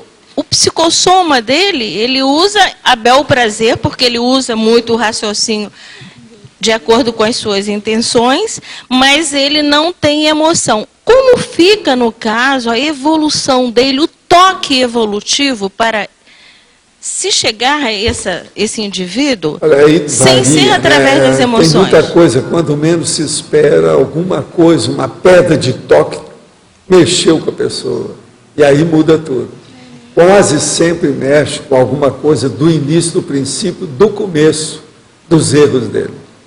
É alguma coisa que estava no início, aquele trauma inicial, aquele impacto que houve, que levou a pessoa a começar a se desviar e criar o auto-engano, a auto-enganologia, aquela fieira de erros consecutivos. Então, alguma coisa que bate naquele processo antigo. Ali é como se houvesse uma mega catarse, está entendendo? Que mexeu no busilis, no ponto mais sério, no górdio da pessoa. E às vezes isso tem séculos. Como aconteceu naquele livro Libertação, né? Que foi tocado a mãe dele, a mulher amada, que ele havia perdido. Mas ali o André Luiz quer chamar a atenção para o processo da maternagem, como é importante. E a vida humana precisa de maternagem. Uma criança, ela cresce melhor se ela tem afeto, se está junto do peito da mãe. Não é só para mamar, não. Mas para estar junto, é um processo de energia. Da energia, a questão... É igualzinho gato, cachorro. A minha gatinha, ela quer ter contato comigo. Se eu coloco ela perto de mim, na mesma hora ela liga a Motorola dela. Você está entendendo? Então, isso é qualquer sempre hora, tem qualquer um dia. ponto frágil, né, professor? Sempre tem um ponto frágil que vai ser, mesmo que seja através dos milênios, como aconteceu no processo lá no livro Libertação, e alguém que ele vai fazer vibrar e que ele vai querer mudar por aquilo, né? Eu já falei aí sobre esse processo de mudança de mega assediador. Já nós não temos viragem do mega assediador. Seria bom você ver esse verbete. Viragem. Viu? Já foi falado. Valdo, em vez do primeiro discernimento, nesse caso seria o primeiro remorso? Não é ainda bem remorso, não, mas a gente não pode falar que seja, nem remorso, nem arrependimento, não é bem isso. Nem é discernimento também. Não, é uma palavra mais adequada para isso, essa pergunta me fizeram isso há algum tempo, é a palavra reconsideração. É a primeira reconsideração. Primeira reconsideração que a pessoa teve. Ainda não quer dizer que seja, que está arrependida, que ela se sente com uma inculpada ou com uma, entende? Mentalidade. Não. É uma reconsideração. Ela admitir a reconsideração já é um êxito, uma vitória. Porque essas pessoas, elas não admitem nenhuma reconsideração. Reconsiderar é ponderar sobre aquilo, ver o outro lado, pelo menos. É uma nova, quem sabe que tem um flanco, um aspecto, uma nuance que eu não vi. Ela trabalha... Essa reconsideração é que é o negócio. Outra coisa que tem, que é o processo da ciência, é a chamada reverificação. Quando a gente faz uma pesquisa, tem que fazer reverificação. Eu gosto de usar muito essas palavras. Reverificação e reconsideração quando eu estou num debate com uma pessoa dessas bravas. Mas não, mas vamos reconsiderar aqui uma coisa. Está entendendo? E aí eu posiciono aquele conteúdo. O que é que eu estou achando? No meu argumento. Como é que é? Essa com os réus, então, estelar, Valdo, ela trabalha com a dogmática só, né? Não, só a ela verdade tem absoluta. um apriorismo engessado, congelado, estratificado, que não muda nunca. Ela mora na Sibéria, está tudo gelado e congelou. Tudo está parado. Não muda. E o impacto terapêutico agora ali, ela é complicado, então. Se ela sabe, se ela for reconsiderar qualquer coisa, é como se demolisse toda a montanha. Aquilo vem tudo abaixo. A perda da autoridade, né? Ela não perde a autoridade, perde a, vamos dizer, não é só autoridade, mas o problema da vitória. É a derrota que ela está admitindo. E essas pessoas, essas consciências, não admitem derrota. É a reconsideração aqui. Gente, vocês querem ver o que é um assediador? É aquela pessoa que não gosta de perder. Tem gente aqui ainda entre nós que não sabe perder. Isso é resquício da era dos assédios. Você está entendendo? Das interprisões do grupo kármico. Nós temos que saber perder. Nem tudo a gente ganha. Tem que saber abrir mão. Aquele negócio da concessão. O negócio é sério. Agora veja, essas pessoas só sabem fazer exigência. Porque dentro da priorismose que elas têm, elas não arredam um pé. Elas têm uma inércia. Elas estão totalmente fixadas naquilo. Congelou. É aquilo que eu falo, engessou. Acabou. Então, quando vem a reconsideração, é uma luz no fim do túnel. É uma luz na escuridão. Uma vela foi acesa. Agora veja, geralmente a consciência faz isso só ela. Ela não fala isso publicamente. Valdo. Mas aquilo, é aí é que entra os amparadores. Que eles pegam aquele nó-gorde, naquele ponto sensível, só a pessoa sabe. E mexe lá. Que é a pedra de toque. Isso é quando, então, quando a pessoa reconsidera, num caso como esse, vem à tona a farsa toda que ela mesma defendeu o tempo todo. Não, e outra coisa, o pior não é isso, não. Isso aí ela está cansada de saber, quase sempre. O pior não é isso, não. O pior é o seguinte, e agora, José? É aquela história. Como é que nós vamos ficar? O que eu vou fazer com ele? A festa acabou. A hora que ela vê a monstruosidade, a cordilheira do Himalaia que ela tem que enfrentar para picotar aquilo tudo, nessa hora, é aí é que é o difícil. E nessa hora, Valdo... Agora, quase sempre aí, ela pode sentir um processo que ela embiruta, dá alguma coisa patológica dentro da consciência. Ela que era tão firme, tão equilibrada, segundo... Fragiliza, né? Fragiliza. Equilibrada, assim, de se manter incólume, ilesa, indene. Veja os termos que eu estou usando. Aí, começa o abalo. Então, ó, ela começa a fraquejar. Mas enquanto estiver assim, ela não pode ir para o curso intermissivo, né, Valdo? Agora, eu já vi gente assim... E lá pelas tantas, o argumento foi indo e eu falando suave. Veio o enumerador e falou assim, para aí. Não vai demolir. Não é. Infarto do miocárdio, AVC. É um perigo. Doença. Eu tenho caso, já teve caso que eu comecei e fui levando, na hora que era para dar o checkmate, não. Crefou. Aí as pessoas estavam perto e falaram assim, mas Valdo, o que houve? Você acovardou? Você não... Covardou a vovozinha. Você pensou que o cara vai ter aí um infarto do miocárdio? Como é que está? Você viu o excesso de peso dele? Como é que está essa situação? O homem está com 50 anos, está na fase. Ó, aqui, ó, que a gente faz assim, ótima. Ótima. Para dar um infarto na minha frente? Que é isso? Valdo... Nunca ninguém teve infarto assim na minha frente. Que é isso? E quando é, então, de que etapa vem depois dessa fase aí que você está falando, dessa impactoterapia profunda? Quase sempre vai ter um período de, vamos dizer, aquele negócio que os italianos falam, aggiornamento. Aggiornamento. Está entendendo como é que é? A pessoa, viu, Aline? A pessoa começa a raciocinar com o processo perante os outros. Mas eu tenho que mudar isso, como é que vai ser? E outra coisa, ela não sabe onde colocar as mãos nem nada. A situação é precária. Então, é a hora da reflexão forçada. E começa a vitimização. Agora, nessa aí, hora, Valdo? se o amparador entra e ajuda, é a melhor coisa que a pessoa pode ter. Por quê? Porque se ele começar a fraquejar e os outros que estão instilando, que são os mega sediadores extrafísicos, estão instilando aqueles erros, eles não deixar a pessoa fraquejar, isso aí piora mais ele. Aí pode dar um infarto mesmo. E começa a vitimização nessa fase? Tem cara que eu já vi, que já morreu depois do processo desse tipo de acariação, uma coisa qualquer.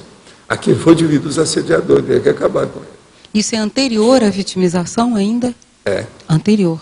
Anterior. Nem chegou naquele ciclo ainda. Uau.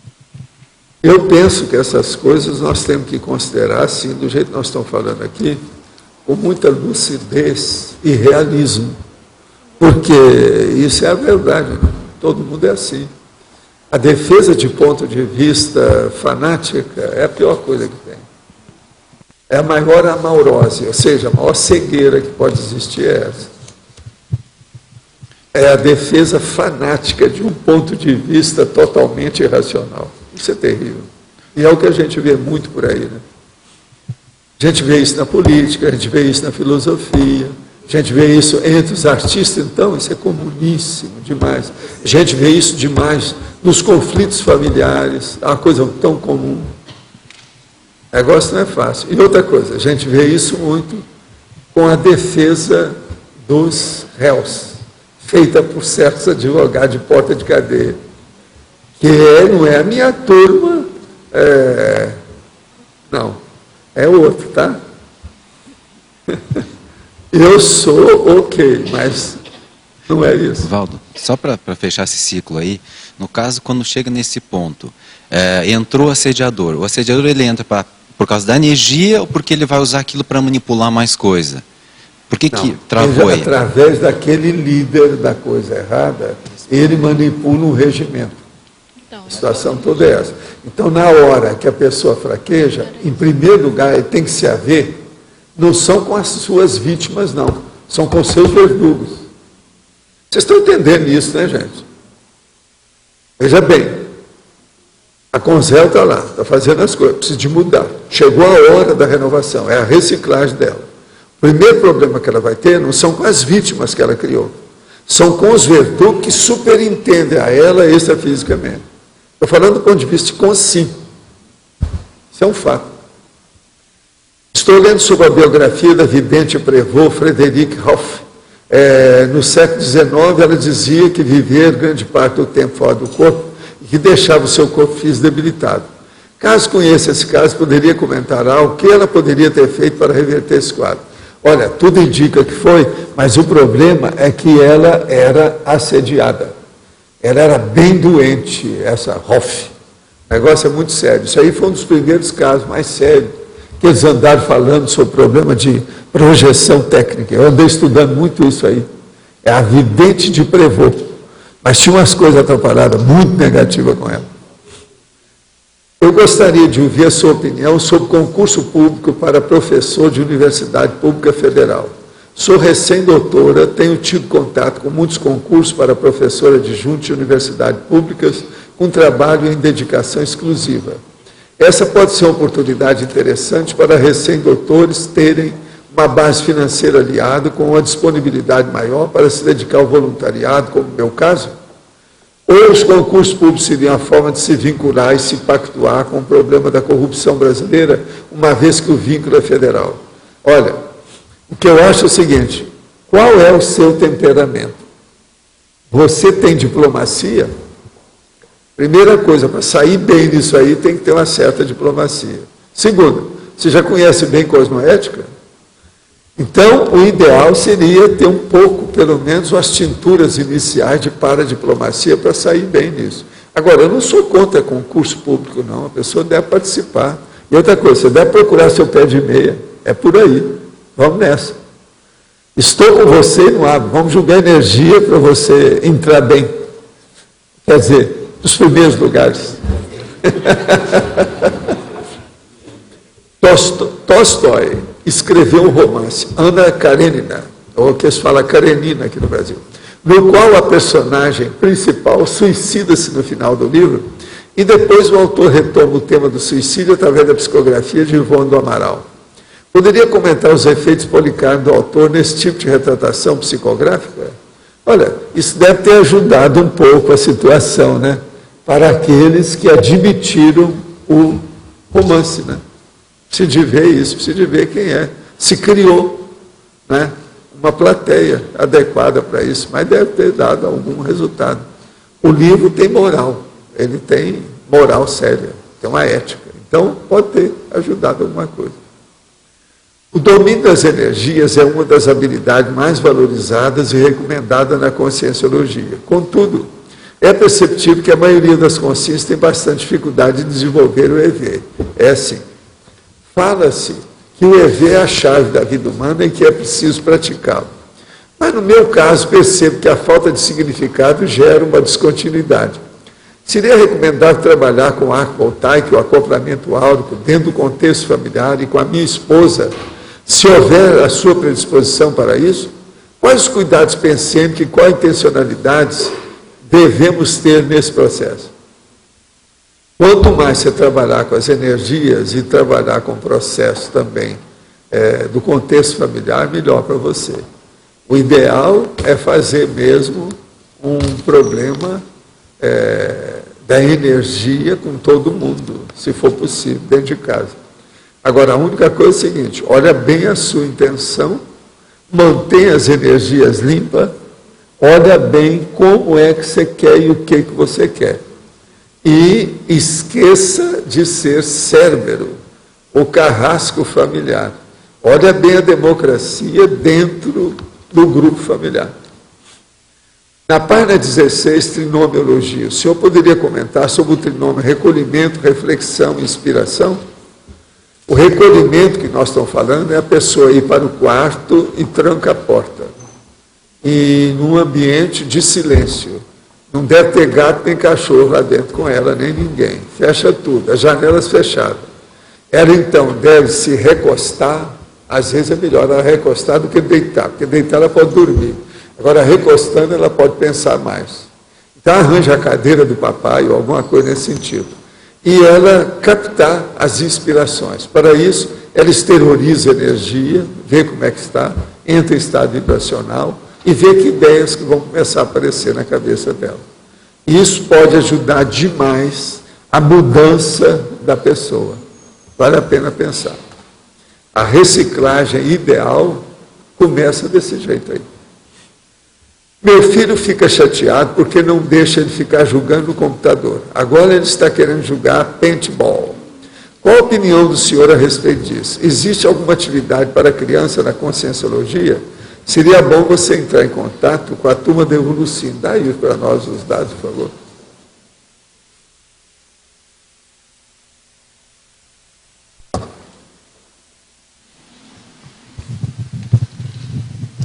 Eu vou te passar o telefone da Evolucim, é 45 2102 1402, 2102 1402, e tem um outro telefone que é 51, que é o 3012 2562. 51. Esse endereço são de onde? Que lugar? Olha, tem um telefone de Foz do Iguaçu e outro de Porto Alegre, provavelmente, né? Porque a sede é em Porto Alegre. É bom falar qual que é e qual é, para a pessoa saber.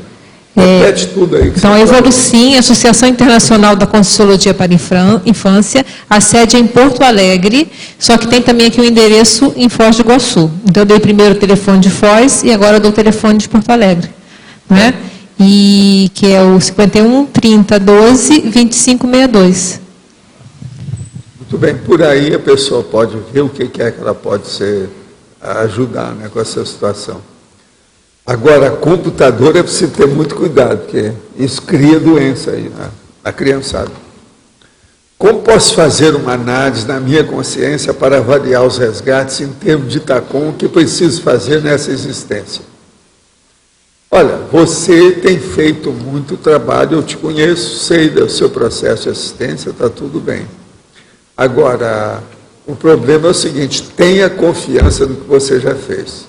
E procure melhorar daqui para frente. Vê se tem algum jeito de você começar a fazer atares aberta, clara. Isso pode ajudar demais a sua reciclagem. A consciência estelar pode ser identificada igual uma pessoa que normalmente não enxerga os outros. Demonstra atenção apenas quando precisa da pessoa e depois vira as costas sem compromisso, assim que consegue o seu objetivo. Infelizmente para nós, a maioria dos políticos eleitos demonstram esse comportamento, desde o vereador da menor cidade até o presidente da República. Quando vamos ter pessoas sérias no poder? É a hora que nós, eleitores, decidirmos colocar gente melhor lá em cima. O jeito é esse. Olha, vai ter uma eleição esse ano, abre o olho, vamos escolher. Qualquer coisa, pega uma lanterna e procura, para vocês verem se acha um homem. O Diógenes fez isso, vamos fazer uma força, é um jeito.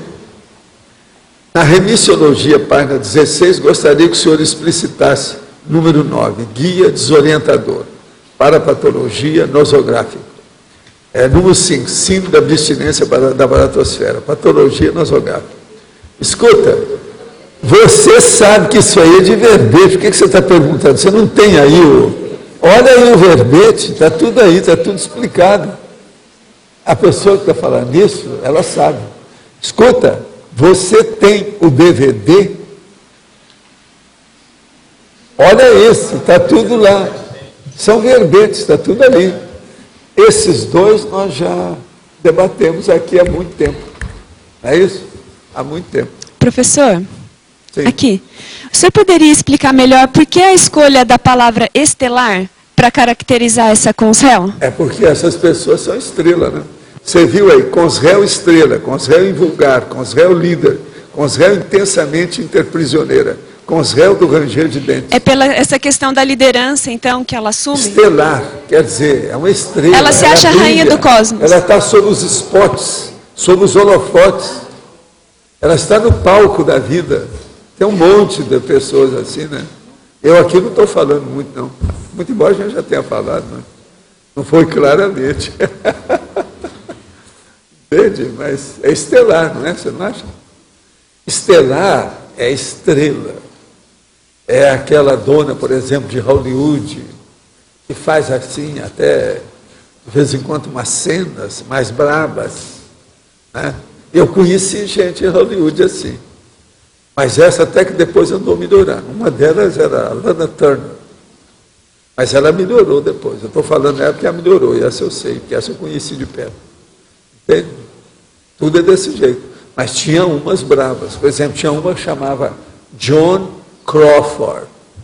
Essa era terrível, até com a família, com os negócios todos. Todo mundo sabia disso lá. Joan Crawford. Uma grande atriz. Muito superior a Lana Turner. Mas carrasca. Essa era difícil. Chegaram até a família, começou a escrever a biografia dela.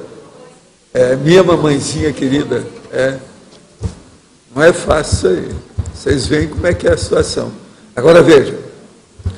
Estelar. Estelar. Agora, em espanhol é estrelar mesmo. Para nós é estelar. Estelar vem é o processo do latim. É estela. Nós temos estela no nosso meio, altas personalidades estelares, aí, dada por ele. Ele é que criou o nome lá, Estela. Estela Alcadipani. Né? Mas olha, o que mais que ainda tem sobre o assunto? Vocês já estão sabendo tudo. Né? Ninguém está querendo saber muito de consréu estelar aqui, não. Agora, o melhor da história é que caiu num big de um sábado, né? Para a pessoa estudar, né? Professor? É um caso sério. Sim. Sendo essa consciência um sociopata, uma consréu estelar, atuando, digamos assim, no meio do Senado. No caso, ele, pelo que a gente vê, a característica do sociopata, ele gosta de ser o único líder, o único que manda ali, né? Então, ele e os outros são só... Monopólio. Ele gosta de monopolizar. Por quê? A maioria dessas personalidades são do feudalismo e da monarquia e são renascidos agora. Sei. Agora eu queria entender o processo desse juntamento, desse conjunto que forma um conjunto de consréus atuando, como ocorre conosco na nossa política, no Senado. Os demais não são tão consréus assim estelares, mas tem também nós górdios existe que o primeiro são... escalão, segundo escalão, terceiro escalão, existe essas coisas todas.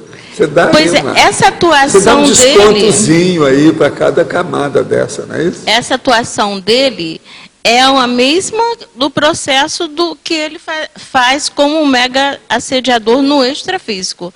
Dessa Agora, mesma o problema forma, é ver né? o desconto que tem entre essas camadas, a diferença de uma linha com outra. As coisas todas existem, né? Agora, só da pessoa estar envolvida dentro daquela caterva, é aquele negócio do et caterva. Você está entendendo? Está dentro da quadrilha. Só da pessoa estar na quadrilha, acabou. Está na quadrilha. O cara está na máfia, ele é mafioso, não interessa o que ele faz, ele é mafioso. De qualquer maneira, está entendendo? Está negativo. Então, é uma delinquência, há uma ilicitude. A gente fica sabendo que o número percentual, mais ou menos a autora coloca, mais ou menos 5% em relação à população mundial. Se nós pudéssemos, quer dizer, quem somos nós, né? amparadores, né? Os amparadores pudessem atuar diretamente nesses 5%, esse restante que adere a esse movimento já seria mais fácil de se trabalhar, né? Agora, Rosa, tem umas coisas que a gente tem que considerar nesses assuntos. Uma delas é a Organização Mundial da Saúde, aquele negócio que é junto da ONU, aquele negócio todo. Eles consideravam, até a última vez que eu andei estudando, em cada 4 pessoas, uma delas tem alguma psicopatia, de algum modo. Então, por aí você vê que o processo é sério. Agora, o que eu tenho, assim, pensamento que pode acontecer, é que esse percentual pode aumentar até 2075, devido ao processo de conserva que estão aparecendo aí. E você olha que existe, em matéria de nuances, em detalhes de crimes e delinquências, está havendo uma espécie de exacerbação. Está havendo muitos casos que eram mais raros, estão acontecendo com mais frequência. Processo, por exemplo, de filho matar pai, esse negócio todo, só para dar um exemplo. O problema é muito grande. Eu não acho, por exemplo, que pedofilia aumentou, não. Sempre existiu muito. A pedofilia hoje está visível, que ela era invisível, ela não aparecia, mas a visibilidade aumentou. Então, isso a gente tem que levar em consideração. Isso é que, às vezes, a gente engana. Que eles estavam escondidos, né? Na verdade, ela, até a autora desse livro, ela coloca que muitos estão entre nós que se tornaram mais visíveis, né? A pedofilia, o processo do lesbianismo, a própria homossexualidade ou homossexualismo ficaram mais visíveis, estão mais claros hoje. Uma outra coisa, o problema de certas tapiações políticas estão mais visíveis. O problema de certos juízes que agem mal estão mais visíveis. O Brasil era difícil no interior, devido aos jagunços. Se falavam a verdade sobre qualquer um desses aí que estava agindo mal, era a morte certa no outro dia. Então, essas coisas estão ficando mais visíveis. Com isso, eu acho que nós estamos tendo mais segurança também. Sob esse aspecto, tem mais segurança. E antigamente a situação era difícil. Então, esse efeito, professor, é o efeito já da reurbanização e do processo de regeneração da terra, que tudo tem que vir à tona realmente, né? Tem que vir, né? Cedo ou tarde. Agora, veja, uma outra coisa que se tornou visível, a infibulação, que é a mutilação sexual feminina. Que antes passava estudo que fez. A hora que eu vi os detalhes, com tudo isso, oficiais, 28 países que praticam essas coisas, isso é... Eu acho que a ONU devia ter isso logo, cada dia devia falar. A situação da infibulação no mundo é a seguinte no dia de hoje. Acho que a ONU todo dia devia falar nisso, até esse negócio acabar. Agora, por quê? Isso aí é uma das coisas piores que tem, devido ao fanatismo religioso. Porque tudo é derivado de fanatismo religioso. Obrigada, professor. Uma pessoa veio me perguntar, Rosa, aí essa semana passada, perguntou para mim assim, Valdo, para você, qual é a principal perturbação, distúrbio, enfermidade, doença ou patologia, ou psicopatologia, seja o que for? O que você acha que é a pior coisa que tem na Terra hoje, em matéria de patologia? Eu falei assim, fanatismo religioso. Eu, na mesma hora, falei com ela, eu te desafio a arranjar uma coisa pior do que isso. É do fanatismo religioso que irradiam todos os processos de guerra atuais. Pelo processo de cobertação, né, professor? Se as guerras nascem disso, está difícil arranjar um outro elemento que supere esse processo, que seja o gatilho, o detonador, aquilo que determina um processo desse. Pensa bem, fanatismo religioso. E outra coisa, pior, a Organização das Nações Unidas, dentro do processo da saúde, não tem o fanatismo religioso como doença ainda. Isso devia de ter. Eu ainda não vi. Você já viu a Organização Mundial da Saúde? Eles não falam disso. Não. O DSM, aquele livro lá dos americanos, não fala em fanatismo religioso. Poderia ser eles mais tocam uma em síndrome, processo né? de religião, uma coisa ou outra, Não assim, tem, por cima. Mas não poderia fala, ser não há uma catalogado. caracterização do fanatismo religioso como doença. No entanto, é a maior doença que tem aí.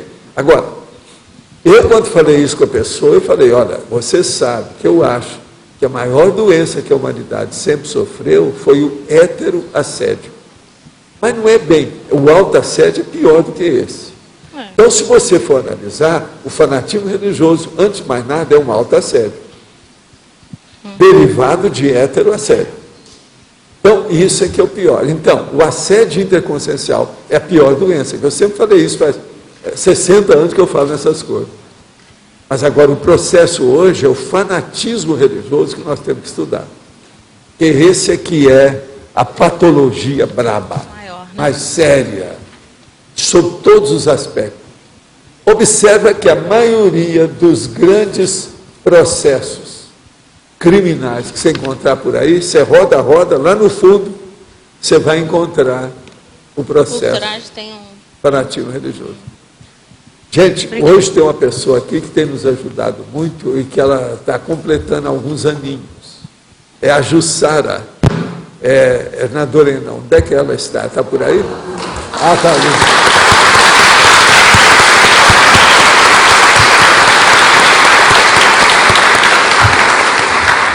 Olha, com essas palmadas de vocês, nós encerramos o expediente e eu peço então os comerciais para a nossa turma. Obrigada. As pontuações da tertúlia de hoje foram 133 assinaturas no livro de presença, 15 perguntas presenciais, 22 perguntas respondidas online, 49 votos presenciais, 18 votos online. Hoje temos 4 recados. Magali, Festival de Inverno, Flávio Álvares, debates, Rodolfo, Conferência Apex, Igor, IPC, Assistenciologia. Boa tarde a todos. O discernimento, ele gostaria de convidar a todos para participar do primeiro Festival de Inverno da Cognópolis. Ele vai ocorrer no dia 26 e 27 de junho. Tá? Vai ser no próprio discernimento. Esse festival ele tem como objetivo arrecadar dinheiro para a trilha da Cognópolis, para a construção, né, da trilha da Cognópolis. Ele vai apresentar, no festival nós vamos ter aí a apresentação de talentos da Cognópolis e atividades de entretenimento. Vai ter gastronomia e uma série de coisas que a gente vai estar trazendo aqui durante as tertúlias. Os ingressos eles vão estar sendo vendidos pelo discernimento ou pelos voluntários que também têm e vão estar conversando aí com vocês. Tá? Maiores informações, vocês podem ligar para o número de telefone que é o 2102-1400, né, aqui de Foz, 045, ou escrever no e-mail para gerência@discernimento.org. Tá? Obrigada. Gente, boa tarde a todos. Estou aqui para convidá-los amanhã para o debate aqui que vai ter no CAEC, lá no Salão das Dinâmicas. Né? O debate ele vai ser sobre dessomatofobia, vai ser comigo, professor Álvares Dantas, e com a professora Rosemary Vitoriano.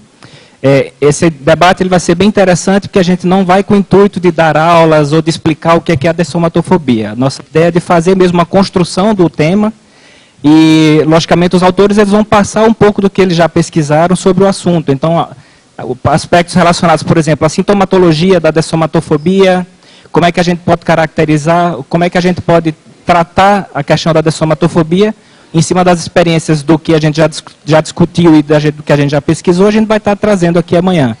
Então, fica o convite para todos participarem, vai ser amanhã às 15 horas, lá no Salão de Debates do CAEC. Obrigado. Boa tarde. A APEX, Associação Internacional da Programação Existencial, realiza todos os sábados às 15h30 as suas conferências online, através do site www.apexinternacional.org. E o tema de hoje é técnica de levantamento dos aportes, com a professora Marlene Koller. Dentro dos tópicos abordados, teremos a consim intermissivista, aportes proexológicos e retribuições. O acesso é gratuito através do site www.apexinternacional.org, às 15h30. Estão todos convidados. Muito obrigado. Boa tarde a todos. A gente pede atenção para a divulgação de um produto novo. É o curso de Assistenciologia do IIPC. E a primeira turma desse curso vai ser aqui em Foz do Iguaçu.